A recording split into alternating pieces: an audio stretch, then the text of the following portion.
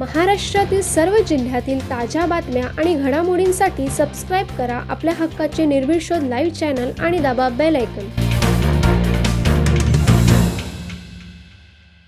उरण तालुक्यातील गव्हाण विभागात मुंबईतील बांधकामाचा डेब्रिस मोठ्या प्रमाणात टाकण्यात आला होता। संबंधित जागा city and industrial development corporation म्हणजे सिडकोच्या मालकीची असल्याने हा डेब्रिस हटवण्यासाठी सिडकोकडून निविदा म्हणजे टेंडर प्रक्रिया राबवून डेब्रिस उचलण्याचे काम सुरू करण्यात आले आहे। मात्र उचललेला हा डेब्रिस जासई गावातील वॉर्ड क्रमांक 5 जासई ग्रामपंचायत हद्दीत गुरचरण तसेच वन विभागाच्या जागेत टाकण्यात येत असल्याचा गंभीर आरोप स्थानिक ग्रामस्थांकडून करण्यात येत आहे। विशेष म्हणजे दिवस रात्र सतत डंपरद्वारे मोठ्या प्रमाणात डेब्रिस टाकण्यात येत असल्याने परिसरातील नागरिकांमध्ये तीव्र नाराजी व्यक्त होत आहे।